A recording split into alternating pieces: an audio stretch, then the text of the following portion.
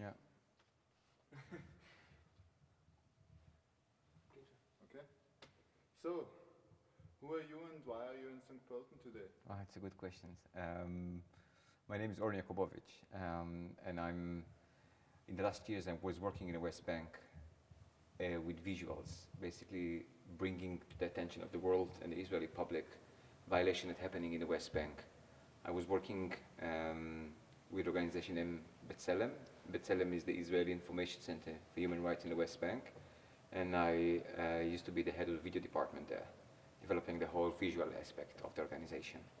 Okay. And the reason I'm here in St. Poland is to present the work, to show the people what's happening in the West Bank, but also how you work with videos, how you're working in two sides of border physically and mentally, and how you're crossing between one side to the other in the Israeli-Palestinian conflict. What kind of stories can we see in your short films, in your productions? You can see all kinds of stories in the short film. One of them, our life in the West Bank, how Palestinians are living, what's the condition that they're living at. You can see violation that they are suffering from. You can see from beating to shooting Palestinians in the occupied territories, life condition, and basically the reflection of the Israeli occupation on the Palestinian population.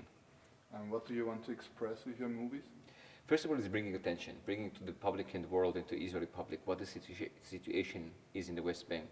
As in Israel, I feel very much responsible about the action that my people or my government is taking in the occupied territories. And the aim is to show, hopefully, make sure that the Israeli government and the army will work by the law. And there is a law that they have to live up to. This is the international law and the humanitarian law. It's setting the rules about how the occupier should treat and deal in the occupation. And we just want to make sure that this thing is happening. As you're coming from Israel, what do you feel when you see these pictures?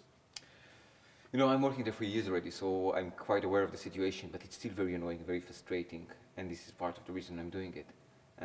Because when I was growing in Israel, I was very you can describe me as typical mainstream Israelis, and I was not aware of things that happening. And when I was in the West Bank as a soldier later on, and as a citizen after, it's very, very annoying that people don't see what's happening. The situation is bad, and I think in the end of the day it's harming the Israeli state.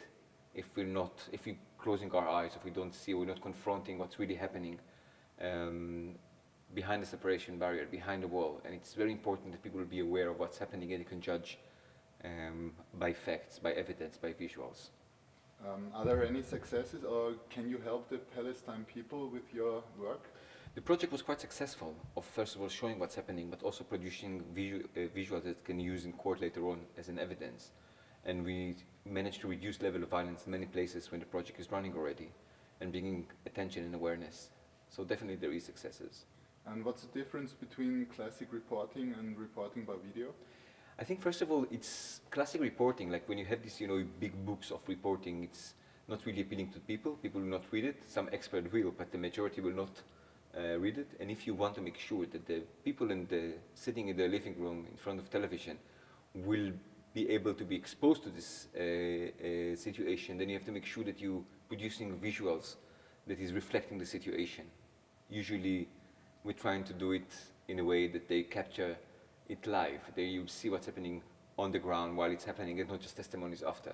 So it's much more engaging, so it's engaging new communities, new people, and it's been shown in the media. Okay. The theme of this project is overcome. What does this word mean to you? Sorry, say it again? The theme of this project, of this art project here, is overcome. Yeah, I didn't know this is the theme, but overcome, it depends how you're looking, like overcome the ignorance, overcome, the blindness, overcome the wrong acting. So definitely, I can put it in this framing. Has the word forbidden city, as this is called, the project here, has this any special expression to you? Yeah, I think, it's a lot about borders and about what you see and what you don't see, and what is legal and what's not legal, what you can engage as legal city or unlegal, or legal existing or illegal existing. And I think the major thing with with the Palestinian people that they are not being seen by the Israeli public in many cases. We see terrorists, we demonize them, we don't see them. So definitely you can frame it in this context very easily. What borders do you have to overcome for your project Shooting Back? Was it hard to set it through? Now, first of all, there's physical borders, of course. There are places it's very hard to get inside because they're locked or sealed, or even dangerous for me to come inside sometimes in Israeli. So definitely physical borders, and of course mentally borders. You know, working as an Israeli in the West Bank, or kind of getting between two communities, identifying with one communities, and then also very much interfering with the other communities, and breaking borders in the head about what you think about the other people, what you think happening behind separation barrier, what you think happening in the life of the people. So definitely many borders, mentally borders, cognition borders, physical borders. Do you think you deleted some borders for some people over there? I think first of all for myself, there are many borders that I manage to cross all the time, and I think whenever I see a border, I try to pass it because there's something interesting happening behind this border, so probably this is one of the motivation. But definitely yes, I think we managed to change perspective of people, and we managed to change life situation of people, so we managed to do a lot of gapping on both sides. For your project, is there any vision? Is there a dream for your project? And is there a personal dream of you? Yeah, first of all, I think the aim is to make sure that more and more violation being captured, and then by this reducing the violation that's happening. So putting more cameras in places, exposing more visuals, definitely it's a vision for the project. And for me, you know, I want people to know better one another. I want people to understand what's happening there. I want people not to close their eyes. I don't mind if you don't agree with me or you're saying this is what happened, but you, first of all, the first stage is to understand what's happening and to see what's happening. After you understand and see, then you can judge and get your own perspective of things. And then, you know, it's up to you. But at least I hope these images and footage situation will come to the people that don't see it at the moment. You speak of seeing. How are you seen in the eyes of Israelis?